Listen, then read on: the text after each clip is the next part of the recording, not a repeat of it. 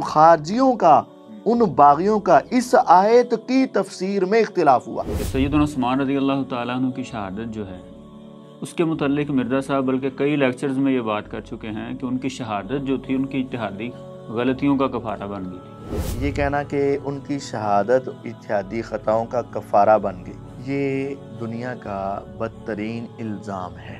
کہ نبی علیہ السلام نے سیدنا علی رضی اللہ تعالیٰ عنہ کے متعلق فرمایا تھا کہ یہ قرآن کی تفسیر کی خاطر مسلمانوں کے ساتھ قتال کرے گا۔ تو کیا اس سے مراد سیدنا معاویہ رضی اللہ تعالیٰ عنہ کا گروہ ہے، جیسا کہ مرزا صاحب اس کو اہل صفین پر فٹ کرتے ہیں اس حدیث کو؟ یہ کہہ دینا کہ ان کے عمل کی وجہ سے اس پر کتے بھونکیں گے، یہ ایک بہت بڑی جسارت ہے جس کا جواب ان کو روز قیامت اللہ ہی دے گا۔ السلام علیکم ورحمۃ اللہ وبرکاتہ، بسم اللہ الرحمن الرحیم۔ ناظرین کرام، ایک مرتبہ پھر ہم آپ کو نہج اسٹوڈیو کے پلیٹ فارم سے خوش آمدید کہتے ہیں۔ تو میں ہوں آپ کا ہوسٹ عمر جرار اور میرے ساتھ موجود ہیں مفتی عتیق الرحمن علوی صاحب۔ تو جیسا کہ آپ جانتے ہیں کہ ہمارا یہ پروگرام جس میں ہم انجینئر محمد علی مردا کا علمی تعاقب جو ہے وہ آپ کی خدمت میں پیش کرتے ہیں، اور اسی طرح انجینئر محمد علی مردا کے صحابہ کرام پر اٹھائے گئے اعتراضات اور مشاجرات صحابہ کو بنیاد بنا کر وہ صحابہ کرام کے متعلق جو شبہات عوام الناس میں پیدا کرنے کی کوشش کرتے ہیں، ان تمام شبہات اور اعتراضات کا ایک تحقیقی اور تنقیدی جائزہ جو ہے ہم آپ کی خدمت میں پیش کرتے رہتے ہیں۔ تو آج کی اس ایپیسوڈ میں بھی بہت سے اہم شبہات اور اعتراضات کے متعلق ہم آپ کے سامنے گفتگو کریں گے۔ تو اسی حوالے سے گفتگو کرنے کے لیے ہمارے ساتھ موجود ہیں پہلے کی طرح ہی مفتی عتیق الرحمن علوی صاحب۔ تو چلیے ہم ان سے بات چیت کرتے ہیں کہ مرزا صاحب نے جنگ جمل اور صفین کو بنیاد بنا کر صحابہ کرام پر، سیدہ عائشہ رضی اللہ تعالیٰ عنہ پر، سیدنا امیر معاویہ رضی اللہ تعالیٰ عنہ پر، یا اسی طرح سیدنا عثمان رضی اللہ تعالیٰ عنہ پر بھی جو اعتراضات کیے ہیں اور شبہات پیدا کرنے کی کوشش کی ہے، ان کی حقیقت کیا ہے؟ السلام علیکم ورحمۃ اللہ جی۔ جی وعلیکم السلام ورحمۃ اللہ۔ مفتی صاحب کیسے ہیں جی؟ ٹھیک ٹھاک ہیں؟ الحمدللہ رب العالمین۔ اچھا مفتی صاحب، جیسا کہ ہم پہلے بھی کئی شبہات اور اعتراضات کا ایک تحقیقی اور تنقیدی جائزہ جو ہے اپنے عوام الناس کے سامنے پیش کر چکے ہیں، تو ان میں سے کچھ اعتراضات ابھی باقی تھے جو کہ انجینئر صاحب نے توصیف الرحمن راشدی صاحب کا جواب دیتے ہوئے جو مزید شبہات اور اعتراضات پیدا کرنے کی کوشش کی تھی۔ پہلے بھی کچھ اعتراضات کا ماشاءاللہ آپ نے بڑے ہی مدلل انداز میں جواب دیا ہے۔ تو اب مزید جو اعتراضات ہیں ان میں سے ایک تو انہوں نے یہ بات کی ہے کہ ابن سبا جو ہے، یعنی ان کے متعلق ہم تو پڑھتے بھی آئے ہیں اور محدثین بھی کہتے ہیں کہ سیدنا عثمان رضی اللہ تعالیٰ عنہ کے دور میں آیا تھا اور یہ فتنہ کھڑا کرنے والا ایک یہودی تھا، منافق تھا۔ تو مرزا صاحب اس کا انکار کرتے ہوئے وہ کہتے ہیں کہ یہ تو حضرت عثمان رضی اللہ تعالیٰ عنہ کے دور میں آیا ہی نہیں تھا، یہ تو بعد میں آیا تھا ابن سبا، یعنی حضرت علی رضی اللہ تعالیٰ عنہ کے دور میں آیا تھا۔ تو اور پھر ساتھ انہوں نے یہ بھی کہا ہے کہ میرے سامنے جو کتابیں پڑھی ہیں بخاری سے لے کر ابن ماجہ تک، یعنی صحاح ستہ جو ہیں، ان میں ابن سبا کا نام نہیں ہے، تو لہٰذا ابن سبا جو ہے اس کا وجود تھا ہی نہیں حضرت عثمان کے دور میں۔ تو کیا اسی طرح بات ہے؟ بسم اللہ الرحمن الرحیم۔ پہلی بات تو یہ ہے کہ مرزا صاحب کو جب اپنے مطلب کے لیے تاریخ کی کتابوں کا سہارا لینا پڑتا ہے تو فوراً لے لیتے ہیں، اور جب مطلب کے خلاف بات آتی ہے تو صرف سیاستہ کے اوپر اپنا موقف بیان کر دیتے ہیں۔ دیکھیں، کیا یہ اپنے مطلب کے لیے مصنف ابن ابی شیبہ نہیں بیان کرتے؟ کیا یہ اپنے مطلب کے لیے مصنف عبدالرزاق نہیں بیان کرتے؟ کیا یہ اپنے مطلب کے لیے تاریخ کو بیان نہیں کرتے؟ اور کیا انہوں نے مستدرک حاکم کے ذکر نہیں کیے؟ کیا یہ سارے بخاری سے لے کر ابن ماجہ کے اندر آتے ہیں؟ اور کیا انہوں نے اپنے ایک جھوٹے مفہوم کے لیے کہ ممبروں پر لعنتیں ہوتی تھیں اور عمر بن عبدالعزیز رحمہ اللہ نے پھر 60 سال کے بعد اس کو بند کروایا، یہ جو مرزا صاحب نے ایک جھوٹ بولا ہوا ہے، اس کے لیے وہ تاریخ الخلفاء کا بے سند واقعہ بیان نہیں کرتے؟ یعنی تاریخ الخلفاء اس امام کی کتاب پیش کرتے ہیں جو تقریباً 911 ہجری میں فوت ہوئے ہیں۔ یوں سمجھے کہ 900 سال کا فاصلہ ہے حضور علیہ السلام سے، تو اس کی ایک کتاب امام سیوطی کی کتاب کا حوالہ دے دیتے ہیں، اگرچہ اس میں سند بھی نہیں ہے کیونکہ اپنے مطلب کی ہے۔ تو اگر کوئی اور کتاب ہو تو اس کا پھر حوالہ کیوں نہیں ان کے لیے؟ تو دیکھیں، امام سیوطی کی کتاب جو 900 سال بعد والے ہیں، اگر مرزا صاحب کے لیے وہ دلیل ہے تو یہ الشریعہ امام آجری کی، اس شریعہ کے اندر یہ امام جو ہے اس پر لکھا ہے المتوفا سانتا 60 360 ہجری میں فوت ہوئے ہیں۔ امام آجری ابو بکر جو ہیں وہ کب فوت ہوئے ہیں؟ 360 ہجری میں، اور انہوں نے کتاب لکھی ہے الشریعہ، حدیث کی کتاب ہے، جس کے اندر انہوں نے مسلمانوں کے عقائد کو جمع کیا ہوا ہے، تو عقیدے کی کتاب بن جاتی ہے۔ تو اس کے اندر انہوں نے ذات ذکر کی ہوئی ہے کہ عبداللہ بن سبا ایک آدمی تھا جو ان تمام پراپیگنڈوں میں شریک تھا، اور وہ بڑھ چڑھ کر اس میں حصہ لینے والا تھا۔ تو یہ کتاب ہے 360 ہجری میں فوت ہونے والے امام کی۔ تو جب اس کی کتاب میں اس کا ذکر ہے، روایات کی جو تحقیق کے لیے اسماء الرجال کی کتب آتی ہیں اس میں ان کا ذکر ہے، شیخ زبیر علی زئی رحمہ اللہ نے اس کو کئی دلائل سے ثابت کیا ہوا ہے، تو پھر اس کا یہ پابند کر دینا جی بخاری سے لے کر ابن ماجہ میں اس کا ذکر نہیں ہے، تو یہ مرزا صاحب کا ایک بہت بڑا صرف دھوکہ ہے جو ان اپنے عوام کو دے رہے ہیں۔ وہ تو کہتے ہیں جنہوں نے خود یہ گڑھا ہوا ہے بنو امیہ کی بدماشیوں کو چھپانے کے لیے ابن سبا کو سامنے لے آئے ہیں۔ تو پھر یہ کہیں نا کہ یہ نعوذ باللہ یہ 360 ہجری میں جو محدث فوت ہوئے ہیں ابو بکر محمد بن حسین آجری، وہ بھی بنو امیہ کی بدماشیاں نقل کر رہے ہیں، پھر کہیں نا کہ زبیر علی زئی رحمہ اللہ بھی بنو امیہ کی بدماشیاں چھپانا چاہتے ہیں، پھر یہ کہیں نا کہ جتنے محدثین نے ان کا ذکر کیا وہ سارے محدثین اس کی بدماشیاں چھپانا چاہتے ہیں۔ تو یہ جن محدثین نے اپنی تاریخ کے اندر کتابوں کے اندر نقل کیا ہے، کیا وہ سارے بدماشیاں چھپانا چاہتے ہیں؟ بلکہ یہ تو شیخ زبیر صاحب کو یہ بھی کہتے ہیں نا حق گو عالم دین، حق گو عالم دین ہے نا، تو انہوں نے ثابت کیا ہوا ہے کہ یہ ابن سودا جو ہے، عبداللہ بن سبا جو ہے، ان کو انہوں نے دلائل سے ثابت کیا کہ بندہ تھا اور یہ بڑا گمراہ آدمی تھا۔ تو یہ قید لگا دینا کہ بازی بخاری سے لے کر ابن ماجہ تک نہیں ہے، تو ہم کہیں گے پھر پہلے یہ قانون بنا لو کہ جس چیز کا ذکر ان 6 کتابوں میں نہیں ہے کیا وہ ساری غلط ہیں، اور اگر ان کے علاوہ بھی باقی حق موجود ہے، اور تاریخ تو خصوصاً جو تاریخی واقعات ہیں وہ ان کے علاوہ ہی ملتے ہیں، تو پھر اگر اس موقع پر اپنے مرضی کی لے لیتے ہو تو یہ بھی تو لینا پڑے گا نا۔ اچھا مفتی صاحب، اگلی بات یہ ہے کہ سیدنا عثمان رضی اللہ تعالیٰ عنہ کی شہادت جو ہے اس کے متعلق مرزا صاحب بلکہ کئی لیکچرز میں یہ بات کر چکے ہیں کہ ان کی شہادت جو تھی ان کی اجتہادی غلطیوں کا کفارہ بن گئی تھی، اور ساتھ انہوں نے یہ بھی بات کی ہے کہ یہ تمام محدثین نے لکھا ہوا ہے، اور ساتھ انہوں نے عمدۃ القاری کا ایک سکین لگا کے بھی بتایا ہے۔ تو کیا یہ اسی طرح کے تمام محدثین نے لکھا ہوا ہے؟ اب آپ کی باتیں ہوں گی 3 کہ حضرت عثمان رضی اللہ تعالیٰ عنہ کی شہادت ان کی اجتہادی خطاؤں کا کفارہ بن گئی، اور یہ بات تمام محدثین نے لکھی ہوئی ہے، اور یہ عمدۃ القاری کا بھی پھر انہوں نے بدر الدین عینی حنفی کا بھی حوالہ دیا کہ وہ بھی یہ کہتے ہیں، اس میں ایک حدیث کا حوالہ دیتے ہوئے شرح دکھائی انہوں نے، شرح دکھائی۔ اب تینوں کی باری باری بات سن لیں۔ سب سے پہلے یہ کہنا کہ ان کی شہادت ان کے ان اجتہادی خطاؤں کا کفارہ بن گئی، یہ دنیا کا بدترین الزام ہے۔ دیکھیں نبی پاک صلی اللہ علیہ وسلم نے ان کو یہ بشارت دی تھی کہ اے عثمان، اللہ آپ کو ایک قمیض پہنائے گا، منافق لوگ اس کو اتارنا چاہیں گے، تو نے اس کو نہیں اتارنا۔ گویا کہ منافق لوگ اس قمیض کو اتارنا چاہیں گے، اس خلافت کو اتارنا چاہیں گے، تو نے اس کو۔ اگر ہم سمجھ لیں کہ ان کی وہ خطائیں تھیں جس وجہ سے وہ لوگ ان کی خلافت چھڑوانا چاہتے تھے، تو پھر تو وہ اتروانے والے درست ہوئے نا۔ صحیح۔ دیکھیں نا، ایک شخص ایک عہدے کے لائق نہیں ہے، اس کے فیصلے غلط ہو رہے ہیں، تو پھر جو اس کو عہدے سے ہٹنے کا مطالبہ کرتا ہے تو وہ کہنے والے درست ہوئے نا۔ اور اگر وہ شخص درست ہو اور اس میں کوئی غلطیاں نہ ہوں تو پھر کہنے والے غلط ہوئے۔ تو حضور علیہ الصلوۃ والسلام نے جب کہہ دیا کہ منافق تجھ سے قمیض اتارنے کا مطالبہ کریں گے تو تو نے اتارنی نہیں، اس کا مطلب خلافت کو ختم کروانے کا مطالبہ کرنے والے لوگ کون تھے؟ منافق تھے۔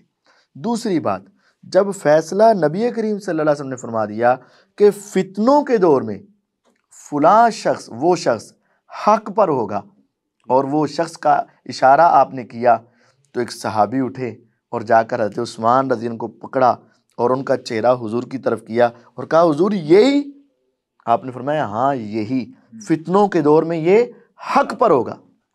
اتحادی خطا والا ہوتا ہے وہ، فتنوں کے دور میں حق پر ہوگا۔ فتنے کے دور میں کچھ لوگ کہہ رہے تھے یہ غلط کر رہا ہے اور کچھ لوگ کہہ رہے تھے یہ صحیح کر رہا ہے، اتحادی خطا کوئی نہیں ہوئی ان سے، وہ حق پر ہی تھے۔ اور حضور نے گارنٹی دی ہے اگر تم ان کو اتحادی خطا والا کہو تو گویا کہ تم حدیث کے منکر ہو اور پیغمبر کی پیشین گوئیوں کے منکر ہو اور نبی کی نبوت اور رسالت والی زبان کے منکر بن جاؤ گے۔ صحیح، غور سے سمجھیں، حضور کہہ رہے ہیں فتنوں کے دور میں عثمان کیا ہوں گے؟ حق پر۔ اور اگر تم کہہ دو کہ ان کے فیصلے ہی غلط تھے، ان کے معاملات ہی غلط تھے اور ان کی اتحادی خطائیں ہوئی تھیں، تو پھر آپ گویا کہ حضور کے اس حدیث کو چیلنج کر رہے ہو۔ دوسری بات کہ تمام محدثین نے یہ لکھا ہوا ہے کہ ان کی شہادت ان کے گناہوں کا کفارہ بن گئی، اتحادی خطاؤں کا۔ یہ بھی دنیا کا بدترین جھوٹ ہے اور جھوٹوں پر اللہ کی لعنت ہے۔ دیکھیے صحیح بخاری کی یہ روایت ہے، صحیح بخاری کی سب سے بہترین شرح جو ہے عربی کتاب کے اندر، عربی زبان میں، وہ کون سی ہے؟ فتح الباری۔ اور فتح الباری میں انہوں نے یہ قول نقل نہیں کیا ہوا، تو تمام محدثین کیسے ہو گئے؟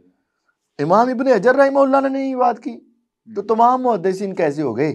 ہم ان کو قیامت تک ٹائم دیتے ہیں، تمام محدثین چھوڑ دیں، صرف 100 محدثین بیان کر دیں، ہم ان کو قیامت تک ٹائم دیتے ہیں۔ تمام محدثین تو ہزاروں میں ہے نا، ہم کہتے ہیں ان سب کو چھوڑو، صرف 100 محدثین کا یہ فہم پیش کر دو، 100 محدثین کا، چلے جاؤ اس سے بھی آگے، صرف 50 محدثین کا یہ فہم پیش کر دیں، ہم ان کو قیامت تک ٹائم دیتے۔ تمام کی تو بات ہی بڑی دور کی۔ تو یہ ایک بہت بڑا جھوٹ ہے اور بہت بڑی غلط بیانی۔ عمدۃ القاری تیسری بات یہ میرے پاس عمدۃ القاری ہے شرح صحیح بخاری، اور جو نسخہ میرے پاس ہے یہ دارالفکر کا، اس کی حدیث نمبر ہے 7046 اور اس کی تشریح کے اندر یہ بات ہے، اور صفحہ یہ بنتا ہے 318 اور 319۔ حدیث کیا ہے؟ عبداللہ ابن عباس رضی اللہ تعالیٰ عنہما فرماتے ہیں کہ ایک آدمی رسول اللہ صلی اللہ علیہ وسلم کے پاس آیا اور آ کر کہنے لگا آج رات میں نے ایک خواب دیکھی ہے، تو خواب کے اندر ایک سایہ ہے جو اس سائے سے یا اس بادل سے گھی اور شہد زمین کی طرف ٹپک رہا ہے، اور لوگ اپنی تھیلیوں میں اس کو لے رہے ہیں، کسی کو زیادہ ملتا ہے کسی کو کم ملتا ہے، اور آسمان سے ایک رسی جو ہے وہ زمین کی طرف آ رہی ہے، لٹکی ہوئی ہے۔ تو اے حضور میں نے آپ کو دیکھا ہے، آپ نے اس کو پکڑا اور آپ اس کے اوپر چڑھ گئے۔ پھر ایک اور آدمی نے اس کو پکڑا اور اس کے ساتھ بلند ہو گیا، اوپر چڑھ گیا۔ پھر ایک اور آدمی نے اس کو پکڑا تو وہ ٹوٹ گئی، پھر اس کو ملایا گیا۔ تو ابو بکر رضی اللہ تعالیٰ عنہ کہنے لگے اے حضور، اے اللہ کے رسول صلی اللہ علیہ وسلم، میرے ماں باپ آپ پر قربان، بی ابی انتا، میرا باپ آپ پہ قربان، کہ آپ کو اللہ کی قسم ہو کہ آپ مجھے ذرا اس کی تعبیر کرنے کی اجازت دے دیں۔ آپ نے فرمایا کرو۔ کہنے لگے جو وہ سایہ یا بادل ہے نا، اس سے مراد اسلام ہے، اور جو اوپر سے شہد اور گھی آ رہا ہے اس سے مراد قرآن اور اس کی مٹھاس وہ ہے، اور جو زیادہ لینے والے ہیں قرآن کو وہ زیادہ مٹھاس لے لیتے ہیں، جو کم قرآن پڑھنے والے ہیں وہ کم مٹھاس لے لیتے ہیں، اور جو آسمان سے رسی لٹک رہی ہے نا زمین کی طرف، وہ حق ہے جس حق کے اوپر آپ قائم ہیں، آپ نے اس کو پکڑا ہوا ہے، اللہ تعالیٰ آپ کو اس کے ذریعے بلندیاں عطا کرے گا۔ پھر ایک اور آدمی اس کو پکڑے گا آپ کے بعد، وہ بھی اس کے ساتھ بلند ہو جائے گا۔ پھر ایک اور آدمی پکڑے گا، وہ بھی اس کے ساتھ بلند ہو جائے گا۔ پھر ایک اور آدمی پکڑے گا تو وہ رسی ٹوٹ جائے گی، پھر اس کو ملایا جائے گا اور وہ بھی اس کے ساتھ بلند ہو جائے گا، چڑھ جائے گا۔ اے اللہ کے رسول مجھے بتائیں، میرا باپ آپ پہ قربان، میں نے صحیح تعبیر کیا یا غلط؟ آپ نے فرمایا تو نے کچھ صحیح کیا اور کچھ اب تعبیر کے اندر بھی ان سے کیا ہو، یہ کچھ غلطی، اصبت بعضا واخطأت بعضا، تو نے کچھ باتیں درست کہی اور کچھ باتیں غلط بھی کہی ہیں، تعبیر اور تعبیر کے اندر تجھ سے کیا ہو گئی ہے، غلطی ہو گئی ہے۔ تو پھر کہنے لگے اللہ کی قسم ہو، آپ کو اللہ کی قسم ہو اللہ کے رسول صلی اللہ علیہ وسلم، مجھے بتا دو میں نے غلطی کیا کی ہے۔ آپ نے فرمایا اب یہ نہ پوچھ، قسم نہ ڈال۔ یعنی خواب آیا ایک آدمی کو اس کی تعبیر کی ابو بکر رضی اللہ عنہ نے، ان سے کچھ درست ہوا اور کچھ تعبیر غلط ہوئی۔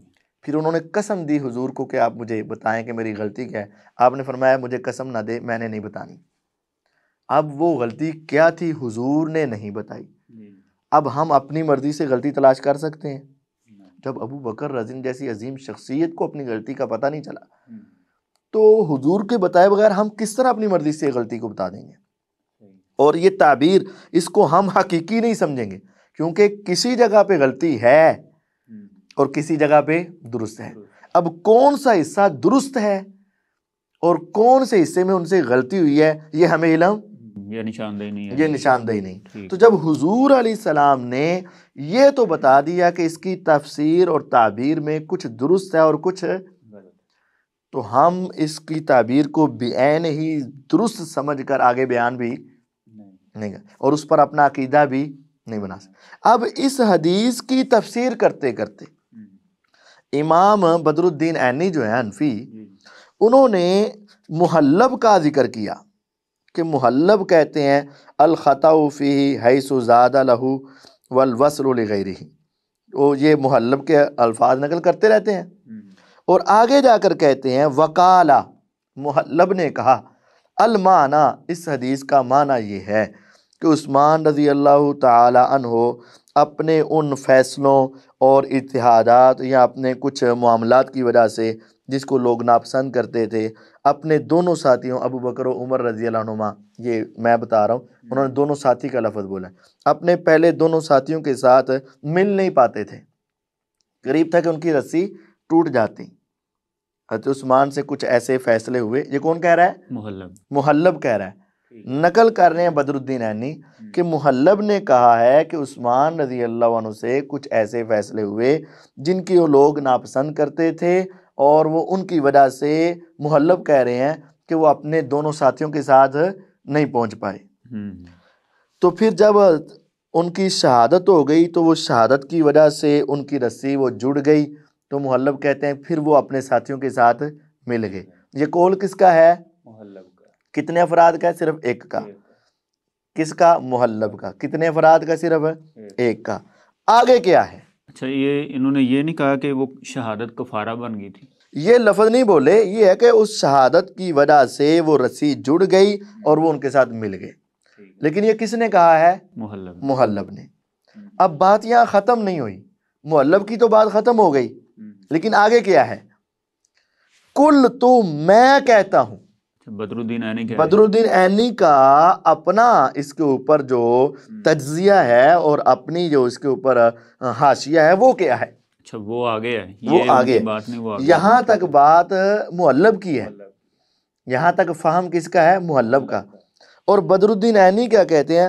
ھذا خلاف ما یقتضیہ معنی قولہ، یہ جو محلب نے مفہوم نکالا ہے یہ حضور کی حدیث کے الفاظ کا جو تقاضا ہے اس کے خلاف بات کی ہے، یعنی جو حدیث کے الفاظ کا مفہوم بننا چاہیے تھا محلب نے اس کے خلاف کلمات کہے ہیں۔ گویا کہ یوں سمجھیں، وہ کہنا چاہتے ہیں کہ محلب کا یہ معنی، محلب کا یہ مفہوم اور محلب کی یہ تشریح جو ہے، یہ شرح جو ہے، یہ حدیث کے الفاظ کے خلاف ہے۔ تو گویا کہ بدر الدین عینی نے اس بات کا رد کیا، گویا کہ رد ہی کیا ہے نا۔ جب آپ کہتے بھی آپ کی یہ مسئلہ حدیث کے الفاظ کے خلاف ہے تو کیا کہنا چاہتے ہیں آپ؟ رد کرنا چاہتے ہیں نا۔ تو جب بدر الدین عینی حنفی رحمہ اللہ نے صرف ایک بندے کا قول نقل کیا اور آگے اپنا حاشیہ لگایا اور کہا کہ یہ حدیث کے الفاظ کے خلاف مفہوم ہے، تو پھر تمام محدثین کا فہم کیسے ہو گیا؟ تمام محدثین کیا وہ سارے حدیث کے خلاف معنی لینا والے تھے؟ اور اس کو یہ ظاہر کرنا کہ یہ بدر الدین عینی کا اپنا قول ہے، بلکہ انہوں نے تو ساتھ سکین لگا کے پھر کہتے ہیں بدر الدین عینی لکھتے ہیں، ان کی شہادت جو ہے کفارہ بن گئی۔ بالکل، سکین لگایا انہوں نے، سکین بھی ساتھ لگایا ہوا ہے انہوں نے، عربی کا لگایا اردو کا؟ عربی والا لگایا ہوا ہے، لیکن یہ آگے بات مرزا صاحب نے نہیں بتائی جو آپ بتا رہے ہیں۔ انا للہ و انا الیہ راجعون۔ دیکھا وہ میں نے شروع میں جو بات کی تھی کہ یہ یہودیانہ روش ہے، یا تو اس کو آگے سے بلینڈ کر دیا ہوگا یا آگے سے پڑھا نہیں ہوگا۔ اب دیکھیں، ایک تو یہ ہے کہ بدر الدین عینی نقل کرتے ہیں، ٹھیک ہے نقل تو کر لیا، لیکن آگے کیا فرماتے ہیں، آگے کیا نوٹ لگاتے ہیں؟ آگے کیا حاشیہ لگاتے ہیں، آگے اس کے بارے میں کیا تجزیہ کرتے ہیں، یہ کس نے بتانا تھا؟ اور پھر جب آگے اس کا جواب لکھا ہوا ہے تو یہ کہہ دینا کہ بدر الدین عینی نقل کرتے ہیں اور اگلا کھا جانا، اسی کو کہتے ہیں میٹھا میٹھا ہپ ہپ کوڑا کوڑا. تو یہ ہے نا. تو مرزا صاحب نے اپنا جو پمفلٹ لکھا ہوا ہے اس کے اوپر لکھا ہے کہ جس سے کوئی علم کی بات پوچھی گئی، حدیث لکھی ہے نا، من سئل عن علم علمہ ثم کتمہ الجم یوم القیامت بلجام من نار. حضور کی حدیث لکھی ہے کہ جس سے کوئی علم کی بات پوچھی گئی اور وہ اس کو معلوم تھی پھر بھی وہ اس کو چھپا گیا، قیامت کے روز آگ کی لگام ہوگی. اب ہمارا سوال یہاں ہے، آپ اس سکین کو دوبارہ دیکھیے گا، اس کے آگے لکھا ہوگا، نہیں تو یہ میری کتاب ہے آپ لکھ لیں. کل تو یہاں عربی کے اندر یہ سرخ کیا ہوا ہے، کل تو کہتے ہیں میں کہتا ہوں، ھذا خلاف ما یقتضیہ معنی قولہ، یہ لکھا ہوا ہے، یہ خلاف ہے حدیث کے الفاظ کے. تو اب دیکھیں مرزا صاحب کو اس کا علم تھا یا نہیں. ہم کہتے ہیں جب حوالہ دے رہے ہیں تو اس کے پاس علم ہوگا. جب علم ہے پھر مرزا صاحب نے بتایا کہ نہیں علم بھی ہے اور بتایا نہیں. اور یہ علم کی بات ہے، جس کے پاس علم ہو، علم کی بات اس سے پوچھی جائے اور پھر بھی وہ اس کو چھپا دے تو اس کو آگ کی لگام. فیصلہ مرزا صاحب کے سننے والے کریں گے. لہذا یہ کہنا کہ یہ تمام محدثین کا فہم ہے اور ان کی شہادت ان کی اتحادی خطاؤں کا کفارہ بنی اور بدر الدین عینی صاحب نے لکھا ہے، یہ مرزا صاحب کے بہت بڑے بہتانات ہیں اور بہت بڑے جھوٹ ہیں. یعنی ایک تو محدثین پر انہوں نے الزامات ہیں اور دوسرا حق بات چھپا گئے. ٹھیک ہے. اور یہ بھی کہہ دیا کہ یہ بدر الدین عینی کا یعنی کول بنا کے لوگوں کے سامنے پیش کر دینا. انہوں نے تو اس کا رد کیا ہوا ہے. ٹھیک ہے. اچھا مفتی صاحب، اگلا سوال ہمارا یہ ہے کہ مرزا صاحب کہتے ہیں کہ سیدنا علی رضی اللہ تعالیٰ عنہ کے حوالے سے ایک روایت آتی ہے مستدرک حاکم میں اور اسی طرح مسند احمد میں بھی آ رہی ہے کہ نبی علیہ السلام نے سیدنا علی رضی اللہ تعالیٰ عنہ کے متعلق فرمایا تھا کہ یہ قرآن کی تفسیر کی خاطر مسلمانوں کے ساتھ قتال کرے گا. تو کیا اس سے مراد سیدنا معاویہ رضی اللہ تعالیٰ عنہ کا گروہ ہے، جیسا کہ مرزا صاحب اس کو اہل صفین پر فٹ کرتے ہیں اس حدیث کو کہ نبی علیہ السلام نے فرمایا تھا قرآن کی تفسیر کی خاطر مسلمانوں سے حضرت علی لڑیں گے. تو حضرت علی کی لڑائی ہوئی ہے جمل میں بھی اور صفین میں بھی. تو کیا اس روایت سے حضرت معاویہ مراد ہیں؟ بالکل بھی نہیں، قطعاً نہیں. دیکھیں حدیث کے الفاظ پہ غور کریں کہ نبی کریم صلی اللہ علیہ وسلم نے فرمایا کہ میرا جو مقابلہ ہے نا کفار سے وہ قرآن کے نزول پر ہے، تنزیل پر ہے. میں تو یہ کہہ رہا ہوں کہ اس کو مانو اور وہ نہیں مان رہے. یعنی میرا جو کفار سے اختلاف ہے وہ قرآن کے تنزیل پر ہے اور علی رضی اللہ عنہ قرآن کی تفسیر پر کریں گے. کس پر؟ قرآن کی تفسیر پر. یعنی اس کا مطلب کہ علی رضی اللہ عنہ ایک آیت کی تفسیر یہ مراد لے رہے ہوں گے اور دوسرا گروہ اسی آیت کی تفسیر کوئی اور مراد لے رہا ہوگا. اب ہمارا ان سے سوال یہ ہے وہ کون سی آیت تھی جس کے اوپر ان دونوں گروہوں کا اختلاف ہوا تھا؟ حضرت علی رضی اللہ تعالیٰ عنہ اور حضرت امی عائشہ رضی اللہ کا کس آیت کی تفسیر کے اندر اختلاف ہوا اور جنگ ہوئی؟ بتایا جائے. ہم ان سے پوچھتے ہیں حضرت معاویہ رضی اللہ عنہ اور حضرت علی رضی اللہ کا کس آیت کی تفسیر میں اختلاف ہوا تو جنگ ہوگی؟ کسی آیت کی تفسیر میں اختلاف نہیں ہوا، بلکہ یہ تو مرزا صاحب نے خود لکھا ہے کہ ان دونوں گروہوں کا لڑائی کا اصلی سبب کیا تھی؟ قصاص عثمان تھا. یعنی قرآن کی تفسیر نہیں تھی. اور دوسری طرف دیکھیں کہ علی رضی اللہ کی خوارج کے ساتھ لڑائی کیا تھی؟ حضرت علی رضی اللہ تعالیٰ نے حضرت معاویہ کے ساتھ کر لی صلح. اب وہ افراد تحکیم ہوئی، وہ افراد جو قاتلین عثمان تھے حضرت علی رضی اللہ کے ساتھ جڑے ہوئے تھے. حضرت علی کے ساتھ دو گروہ تھے، سچے صحابہ و تابعین اور قاتلین عثمان جو منافقین تھے اور باغی تھے. اب جب ان کی ہو گئی صلح تو وہ باغی منافقین جو تھے وہ اب خارجی بن گئے اور انہوں نے دونوں گروہوں کو ہی کافر کہہ دیا. انہوں نے حضرت علی رضی کو بھی کافر کہنا شروع کر دیا اور حضرت معاویہ رضی اللہ کو بھی کافر کہنا شروع کر دیا. اب ان کا نعرہ یہ تھا ان الحکم الا للہ، کہ فیصلہ صرف اللہ کرے گا. یعنی وہ قرآن کی آیت پڑھ کر ان دونوں پر فتویٰ لگا رہے تھے اور علی رضی اللہ تعالیٰ عنہ کہتے تھے کہ آیت کا یہ مفہوم نہیں، تو ان کا، ان خارجیوں کا، ان باغیوں کا اس آیت کی تفسیر میں اختلاف ہوا۔ ہم نے کہا کہ حضرت علی اور وہ باغی، خارجی، منافق قسم کے جو لوگ تھے، ان کا قرآن کی تفسیر میں اختلاف ہوا، اور ہم نے وہ قرآن کی آیت پیش کی۔ کون سی قرآن کی آیت کے بارے میں؟ ان الحکم الا للہ۔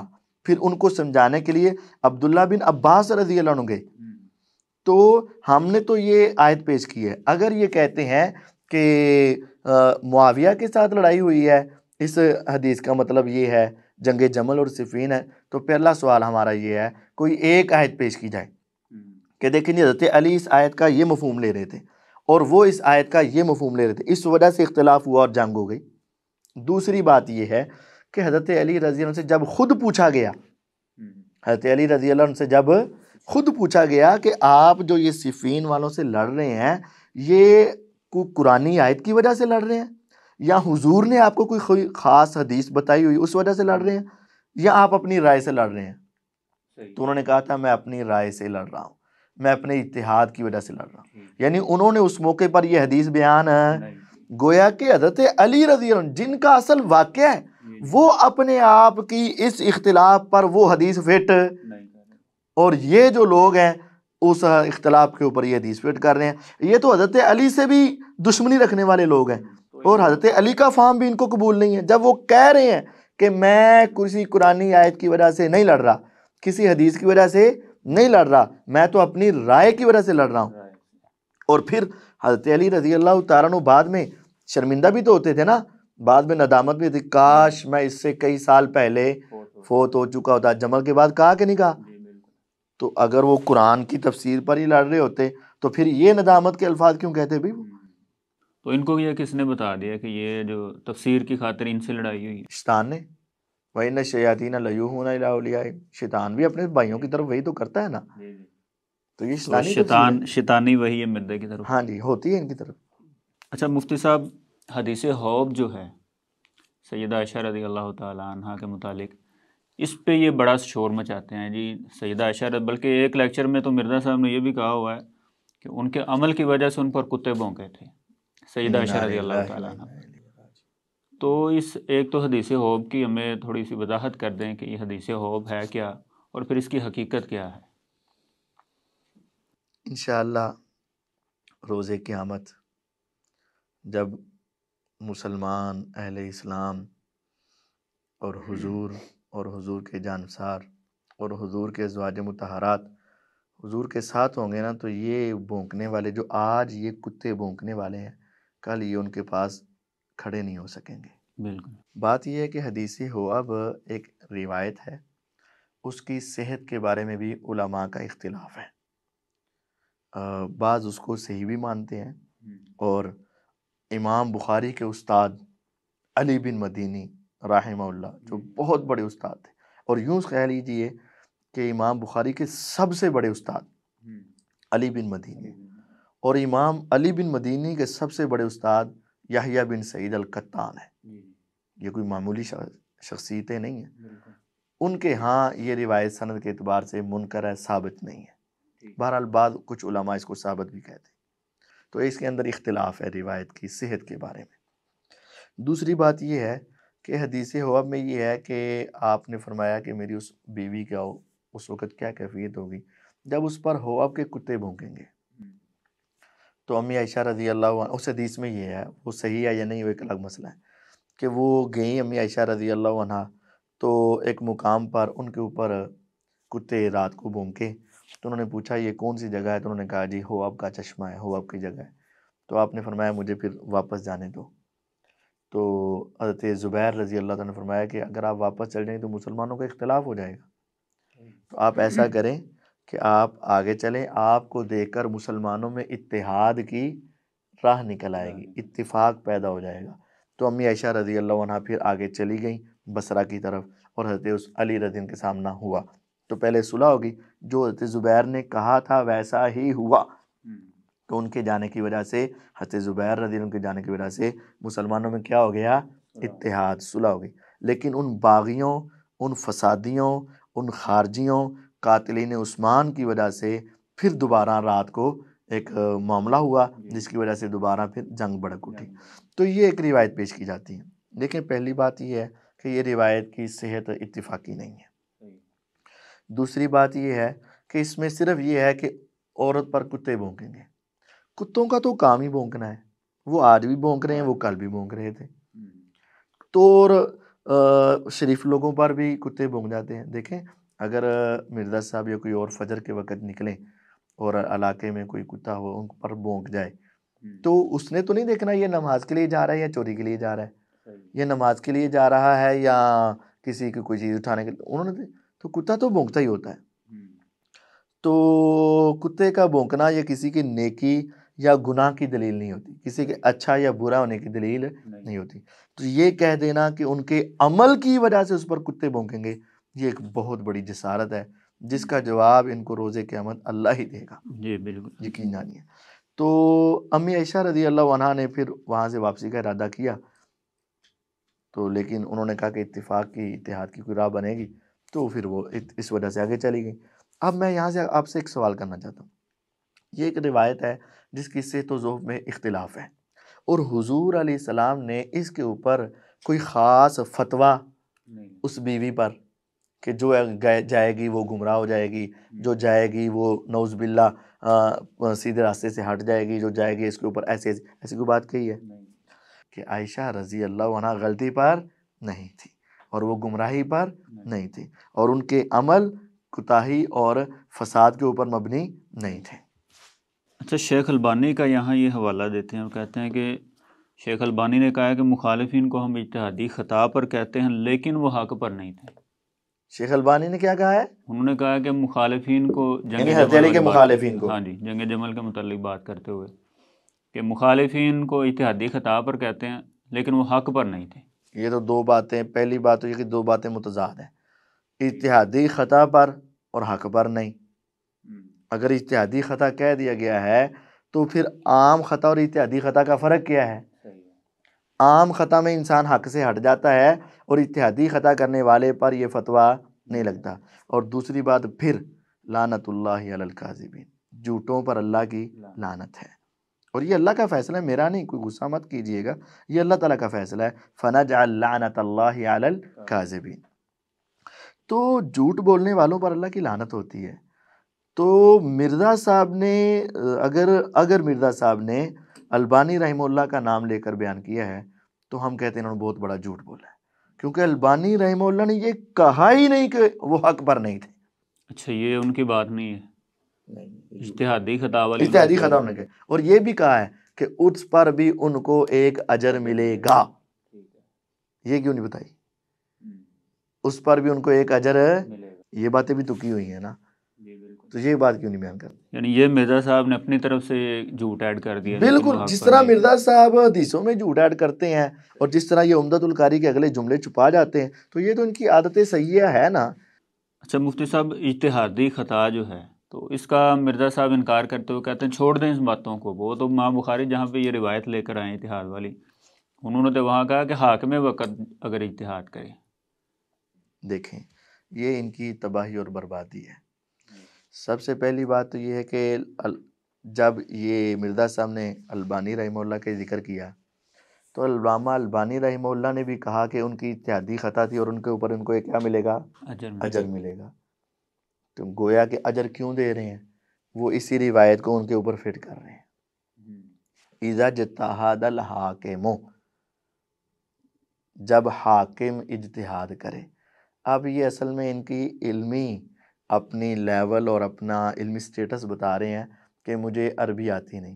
مرزا صاحب نے حاکم کے لفظ کو دیکھ کر حاکم وقت سمجھ لیا، حالانکہ حاکم کا معنی ہوتا ہے فیصلہ کرنے والا. فیصلہ کرنے والا قاضی بھی ہو سکتا ہے، فیصلہ کرنے والا حاکم بھی ہو سکتا ہے، فیصلہ کرنے والا مجتہد بھی ہو سکتا ہے، فیصلہ کرنے والا سردار بھی ہو سکتا ہے، فیصلہ کرنے والا کوئی بڑا بھی ہو سکتا ہے. عالم بھی تو فیصلہ کرتا ہے نا. تو البانی رحمہ اللہ چونکہ عربی دان تھے، انہوں نے یہ حدیث کن کے اوپر فٹ کی ہے؟ ان مجتہدین کو کیا ملے گا؟ ان کی اجتہادی خطا تھی، اس پر ان کو اجر ملے گا. اس اجر کی دلیل انہوں نے کہاں سے لی؟ اسی حدیث سے، اذا اجتہد الحاکم. تیسری بات یہ ہے مرزا صاحب جب تک ان کے اوپر ان رافضیوں کے اثرات نمایاں نہیں ہوئے تھے تو اس وقت تک مرزا صاحب کی اپنی کتاب پمفلٹ کے اندر یہ بات لکھی ہوئی ہے معاویہ کے گروہ اور امی عائشہ کے گروہ کو ایک اجر ملے گا، ان کو ایک اجر ملے گا، کیونکہ حدیث ہے اور مرزا صاحب نے یہی حدیث وہاں نقل کی ہے، حق پر تھے اور ان کو اس روایت کی وجہ سے ایک اجر بھی ملے گا۔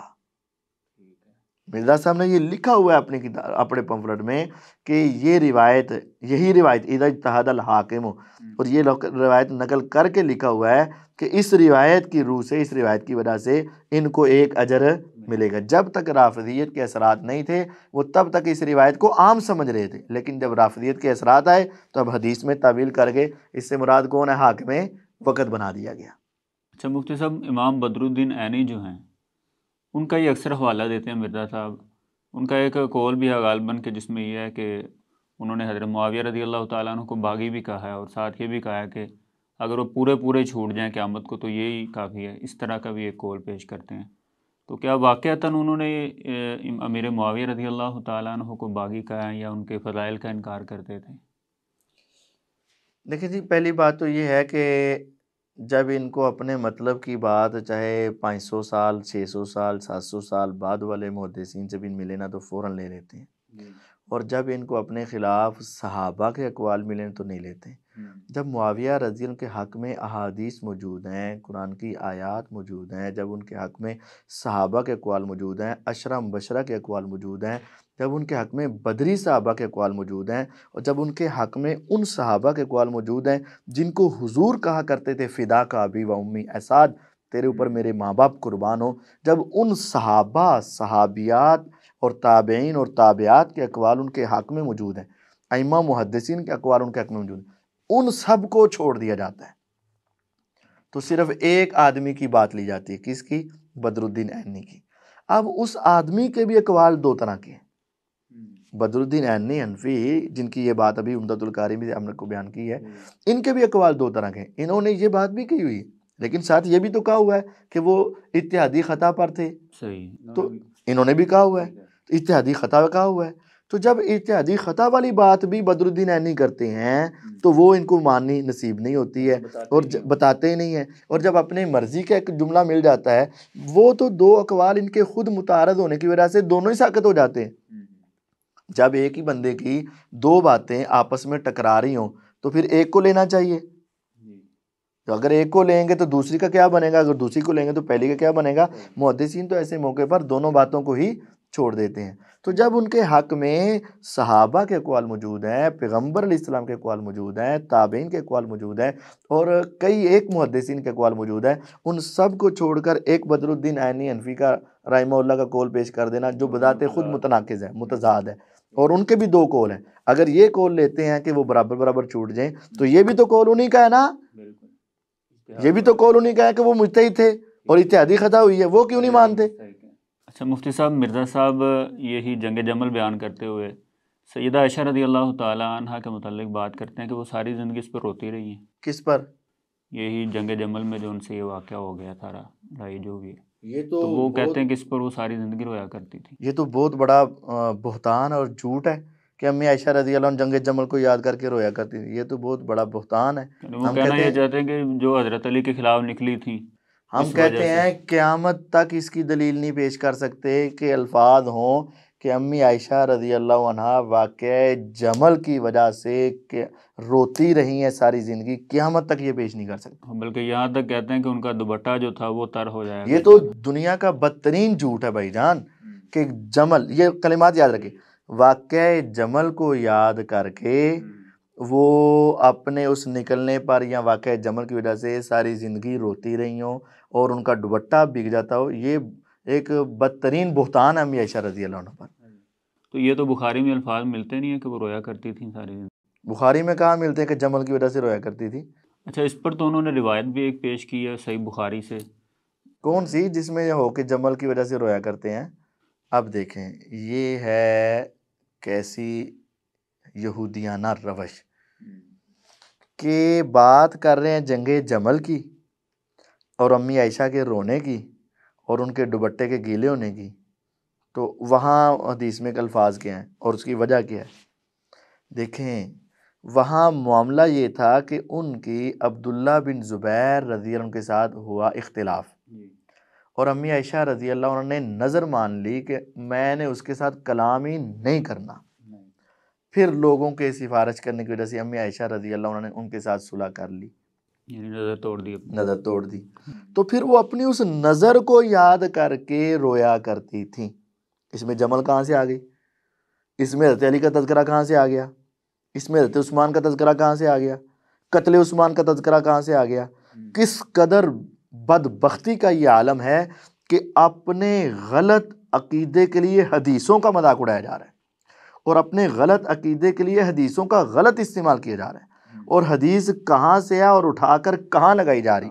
بات ہے حضرت عبداللہ بن زبیر اور امی عائشہ کی، اور بات ہے نظر کی، اور اس نظر کو یاد کر کے رونے کی، اور یہ وہاں سے اٹھا کر یہ کہہ رہا ہے کہ جنگ جمل کی وجہ سے ساری زندگی یاد کر کے روتی رہی۔ ایسے جھوٹوں کے اوپر اللہ کی لعنت نہیں آئے گی تو کیا آئے گا؟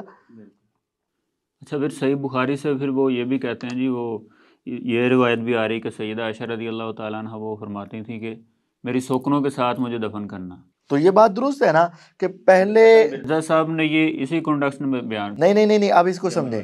اب دیکھیں، اب امی عائشہ رضی اللہ عنہ کا گھر تھا، حجرہ امی عائشہ کا تھا، حضور دفن ہو گئے، ابو بکر رضی اللہ بھی دفن ہو گئے، حضرت عمر بھی دفن ہو گئے، اب امی عائشہ رضی اللہ عنہ کو وہاں دفن ہوتے حیا آتی تھی، اور وہ ان کے ساتھ اب پہلے تو خاوند تھے حضور، ان کے ساتھ دفن ہو سکتی تھی، والد تھے پھر بھی ذرا، لیکن جب حضرت عمر رضی اللہ عنہ آ گئے تو اب ان کو وہاں دفن ہوتے ہوئے حیا آتی تھی، اور وہ چاہتی تھی کہ میرا بلکہ ایک روایت کے اندر ذکر بھی ہے صحیح بخاری کے اندر کہ میں اپنی زیادہ تعریفیں نہ میری کی جائیں، لا ازکا بھی، تاکہ میری اس کی وجہ سے کہ یہ مقام ان کو ملا ہے تو میں بھی اگر میں بھی یہاں دفن ہو گئی تو پھر میری بھی تذکرے ہوں گے، میری بھی شان لوگ، وہ تو ان کا ایک زہد تھا، عاجزی اور انکساری تھی، اور وہ چاہتی تھی کہ ازواج مطہرات سے بڑھ کر میری کوئی خصوصی فضیلت لوگوں کے سامنے بیان نہ کی جائے، یعنی مجھے ذرا بڑھا چڑھا کر بیان نہ کیا جائے، تو اس وجہ سے مجھے میری سوکنوں کے ساتھ ہی دفن کر دینا، وہ بھی ازواج ہیں میں بھی ازواج ہوں، تاکہ ہم اس طرح برابر رہیں۔ اچھا، مصنف ابن ابی شیبہ میں یہ روایت بھی آ رہی ہے کہ کاش میں تر شاخ ہوتی اور یہ سفر طے نہ کرتی، تو اس پر علامہ البانی رحمہ اللہ کا بھی کچھ تبصرہ مرزا صاحب پیش کرتے ہیں۔ تو اس طرح کے الفاظ تو پھر حضرت علی کی بات بھی آتے ہیں، کاش کہ میں 20 سال پہلے فوت ہو چکا ہوتا۔ اگر دیکھیں نا جنگ جمل کے واقعہ پر حضرت عائشہ تو یہ تو تمام صحابہ ہی بعد میں ہی سمجھتے تھے کہ ہمیں آپس میں اختلاف، ہمیں آپس میں لڑائی نہیں کرنی تھی، اور جو اکثر صحابہ نیوٹرل تھے اور پیچھے رہتے تھے کہ بھی ہمیں آپس میں لڑائی۔ تو دیکھیں یہ کتنی یہ مسئلہ بڑا اہم ہے، سمجھ لیجئے گا۔ دیکھیں دو افراد ہیں، امی عائشہ رضی اللہ عنہ اور حضرت امیر علی رضی اللہ تعالیٰ عنہ۔ امی عائشہ رضی اللہ عنہ کا یہ قول پیش کیا جاتا ہے کہ وہ کہتی کاش کہ میں تر شاخ ہوتی اور میں نہ نکلتی۔ اس جملے کو دیکھ کر ان کو اگر تم گمراہی کہتے ہو یا غلط کہتے ہو تو پھر حضرت علی کا قول کاش کہ میں 20 سال پہلے مر چکا ہوتا، اس کی وجہ سے پھر ان کو کیا کہو گے؟ ان کا بھی یہ ذہن ہے کاش یہ لڑائی نہ ہوتی، میں 20 سال پہلے فوت ہو چکا ہوتا، اور وہ بھی کاش کہ ہماری آپس میں لڑائی نہ ہوتی اور میں اس طرف نہ جاتا۔ تو یہ تو ان کا ایک عاجزانہ انداز ہے، اس کی وجہ سے کسی کے غلط ہونے یا صحیح ہونے کا فیصلہ نہیں کریں گے۔ اگر آپ ان جملوں سے غلط ہونے کا فیصلہ کریں گے تو پھر حضرت علی کے بارے میں کیا کہیں گے آپ، جو یہ کہہ رہے ہیں کاش کہ میں 20 سال پہلے فوت ہو چکا ہوتا؟ یعنی جنگ کو تو دونوں ہی بعد میں یہ سمجھ آئی کہ یہ ہم سے اتنا اچھا عمل نہیں ہوا، دونوں ہی اس جنگ کو ناپسند کرتے تھے۔ یعنی جنگ بھڑکانے والے تو اصل تو وہ باغی تھے، خارجی تھے، اور جو حضرت عثمان کے قاتل وہ تھے، داؤ تو ان کا چل گیا۔ اچھا مفتی صاحب، یہ حضرت عمار بن یاسر رضی اللہ تعالیٰ عنہ کے متعلق جو صحیح بخاری میں ایک روایت آتی ہے جس میں انہوں نے کہا تھا کہ سیدہ عائشہ رضی اللہ تعالیٰ عنہ دنیا اور آخرت میں نبی علیہ السلام کی زوجہ ہیں، تو اس میں حضرت عمار بن یاسر رضی اللہ تعالیٰ عنہ کا ایک قول مرزا صاحب پیش کرتے ہیں کہ انہوں نے یہ بھی کہا تھا کہ اللہ نے تم کو آزمایا ہے کہ تم عائشہ کی اتباع کرتے ہو یا محمد رسول اللہ کی اللہ تعالیٰ کی اتباع کرتے ہو. تو مرزا صاحب یہ قول بیان کر کے پھر اسی طرح مصنف ابن ابی شیبہ میں ان کا قول ہے. اہل صفین کے متعلق انہوں نے فرمایا تھا کہ ان کو کافر نہ کہو، ظالم اور فاسق کہو.